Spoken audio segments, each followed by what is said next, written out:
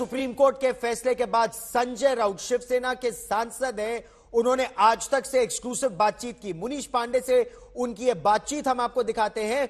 खासतौर पर इस समय जो तेवर है बहुत उग्र है शिवसेना के। सुनते हैं संजय राउत को। जो किया है ये लोगों ने बहुत बुरी खबर है। जो हमारे एमएलए वहां चले गए बिना वजह, वो बुरी खबर है। अभी कानून के आप एक बार न्यायालय में जाते हो तो ये चलता रहेगा, तारीख पे तारीख वो चलता रहेगा। ये जो समय मिला है, क्या उसमें आप लोगों की कोशिश रहेगी कि जो बागी एमएलएज हैं उनसे कोई बातचीत की जाए, कोई रणनीति तैयार की जाए? क्योंकि आप लोग जो समय मिला है उसका फायदा उठाने की कोशिश करेंगे, अगर मैं गलत नहीं हूं तो। नहीं, देखो कोशिश तो जरूर करेंगे। आज भी हमारे संपर्क में लोग हैं वहां से। जब मुंबई में आने की वो कोशिश करेंगे तो उनसे ठीक डायलॉग हो सकता है हमारा। अभी तो 1 सेकंड के लिए 2 सेकंड के लिए हमें मैसेज मिलता है कि हमको बात करना है, हमको यहां से छुड़ा दो। मुंबई में आएंगे तो यहाँ का माहौल, यहाँ की हवा, यहाँ का पानी, सब कुछ अलग है। मैंने हवा पानी तो अलग है। एक और सुप्रीम कोर्ट ने कहा हुआ है कि 11 तारीख तक जिन एमएलएस को नोटिस गई थी डिस्क्वालीफाई करने के लिए, 16 एमएलएस को, उनको डिस्क्वालीफाई न किया जाए। अच्छी बात है, लेकिन 11 तारीख के बाद तो करना ही पड़ेगा। मौत आज आप टाल सकते हो, कभी ना कभी तो ये क्रिया प्रक्रिया होने वाली है ना। जो 12 एमएलए है जिसके ऊपर ये तलवार लटकी है डिस्क्वालिफिकेशन की, वो हटेगी नहीं, मैं आपको दावे के साथ कहता हूँ। चलिए, बड़ी बात कही आपने। एकनाथ शिंदे के जो वकील हैं, उन्होंने कोर्ट के सामने आज, सुप्रीम कोर्ट के सामने आज उन्होंने दावा किया कि दरअसल वो मुंबई इसके लिए नहीं जा रहे हैं या फिर बॉम्बे हाईकोर्ट इसके लिए नहीं गए क्योंकि उनकी जान को खतरा है। आपने एक बयान दिया हुआ था, उसको भी उन्होंने कहा कि आपने कहा कि 40 लोगों की जो बॉडी है वो वहां से आएगी, तो उस पर क्या कहेंगे आप? देखो, ये तो बहुत हिम्मत वाले लोग हैं। शिवसेना में बगावत कर दी वो लोगों ने और भाग गए, तो डर किस बात की है? अगर आपको समर्थन है, आपके साथ लोग हैं, तो डरने की और भागने की जरूरत नहीं है। बात रही मेरे वक्तव्य की, मेरे वक्तव्य तोड़ मोड़ करो उसका सब न्यायालय में बता रहे हैं कि मैंने इतना ही कहा कि जो लोग 40 लोग वहां गए हैं वो सिर्फ शरीर उनका चल रहा है, बाकी तो उनका आत्मा मर गया है। ऐसे मरे हुए लोगों को क्या मुंबई में हम स्वागत करेंगे? वो तो सिर्फ जिंदा लाशें यहाँ आएगी। इतना ही मैंने कहा है। राउत साहब, एक और बड़ी डेवलपमेंट हुई है आज। ईडी ने आपको समन किया हुआ है एक मामले में, prevention of money laundering act के तहत। क्या आपको अंदेशा था? क्योंकि आपने पिछले कुछ बयानों में आपने लगातार कहा था कि सेंट्रल एजेंसीज का मिसयूज हो रहा है। क्या आपको लगता है? ये अभी जो मुझे नोटिस आया वो मिसयूज ही है ना। मेरे जैसा है, मैंने कभी मनी लॉन्ड्रिंग या क्या है सब पैसों का खेल कभी किया नहीं। ठीक है, आप भेज दीजिए, मुझे मालूम है कहां से इंस्ट्रक्शन जाता है, क्यों जाता है। जो चल रहा है महाराष्ट्र में, उनमें एक मैं फ्रंट पर हूं मेरी पार्टी के लिए, बाला साहब ठाकरे जी की पार्टी के लिए, महाराष्ट्र के लिए। तो मेरा आवाज बंद कर दो। और देखिए, मेरा आवाज आप बंद नहीं कर सकते।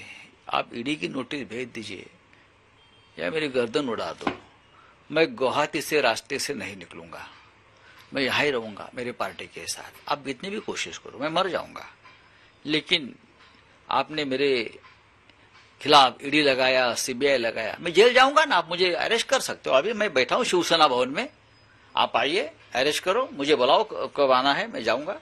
गिरफ्तार होने के लिए आप तैयार हैं? डेफिनेटली, क्यों नहीं। अगर आप गलत तरीके से कुछ करना चाहते हो मेरी पार्टी को खत्म करने के लिए, और उसके लिए आपको मेरा बलि देना है, बलि चढ़ाना है। हजारों लोग हमारे शिवसेना में इस तरह से उनका बलिदान है इस पार्टी के लिए।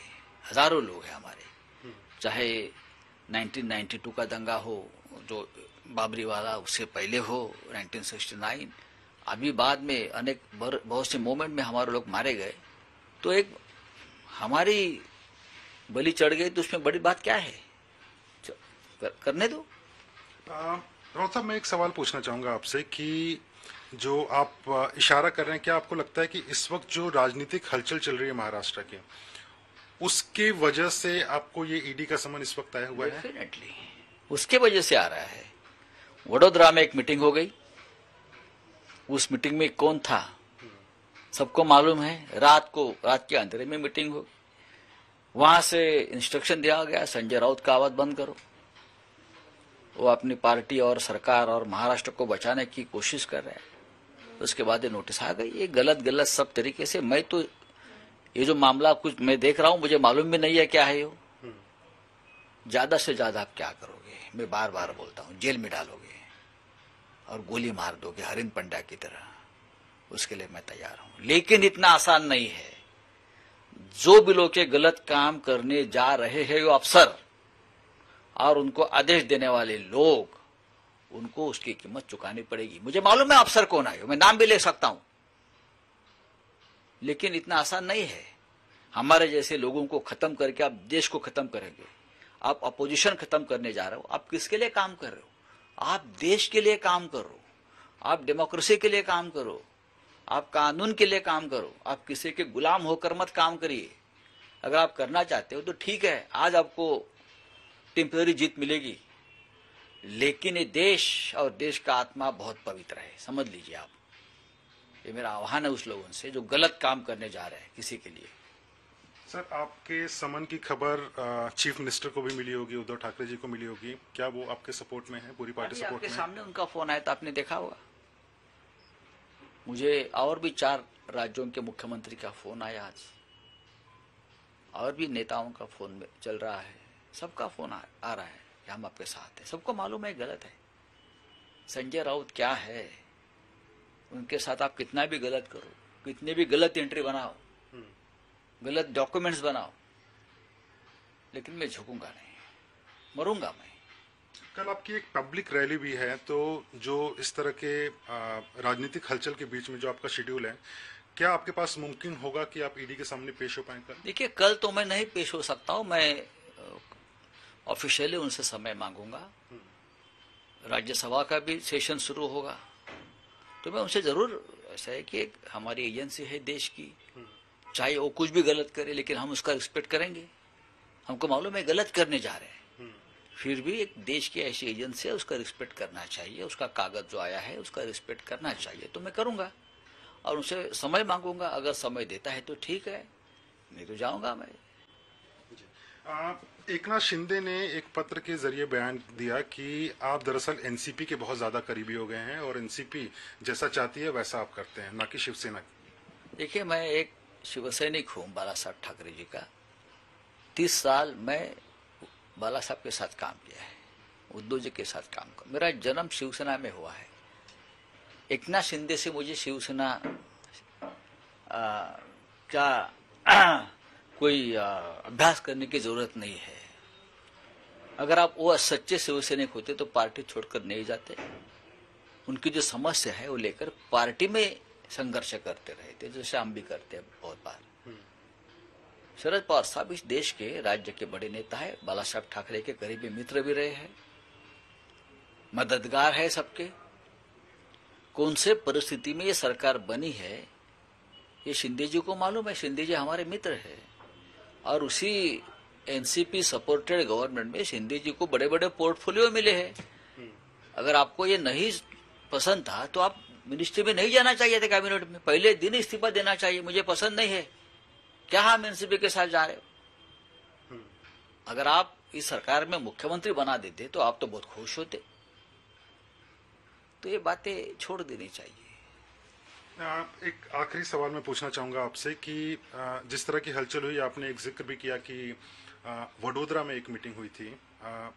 क्या आपको ऐसा लगता है कि एकनाथ शिंदे जो हैं वो बीजेपी के साथ मिलकर सरकार बनाना चाहते हैं बागी एमएलए के साथ में?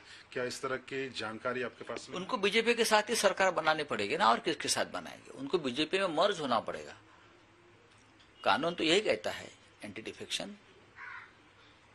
और इसलिए जो भी शिवसेना के लिए सामने आकर लड़ेंगे, बात करेंगे, स्वाभिमान की बात करेंगे, उनको जेल में डालो, उनके पीछे एजेंसी लगाइए, यही मामला चलेगा।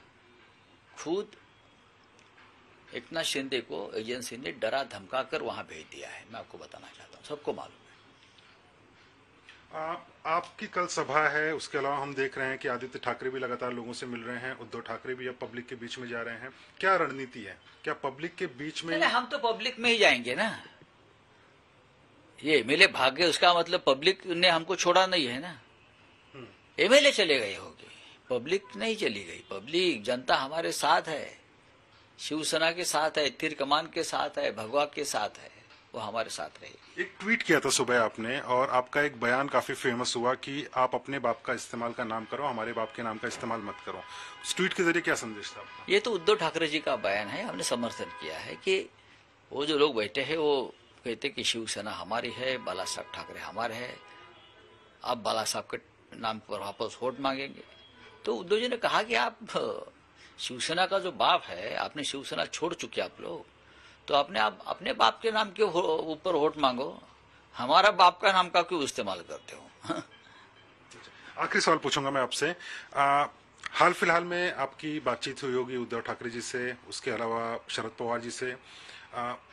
क्या कुछ हलचल चल रही है शिवसेना के अंदर में? उद्धव ठाकरे जी की क्या रणनीति है, शरद पवार जी की क्या रणनीति है, कितना सपोर्ट है, इसके बारे में अगर आप थोड़ा सा विस्तार में बता पाएं तो। देखिए, बात रणनीति की नहीं है, बात ये है कि सरकार बचानी है, कानून की लड़ाई चलती रहेगी। सबसे पहले पार्टी को फिर एक बार ऊर्जा देनी है। चाहे एनसीपी है, एनसीपी अपना काम करेगी। शिवसेना एक केडर बेस्ड पार्टी है, गांव गांव में शिवसैनिक है, केडर बहुत बड़ा है। सत्ता की परवाह हम कभी करते नहीं, सत्ता आती है, सत्ता चली जाती है, संगठन रहना चाहिए, बस उसका ऊपर काम चल रहा है। बहुत बहुत शुक्रिया हमसे बात करने के लिए और समय निकालने के लिए। कैमरामैन शगुन के साथ मुनीश पांडे, मुंबई आज तक।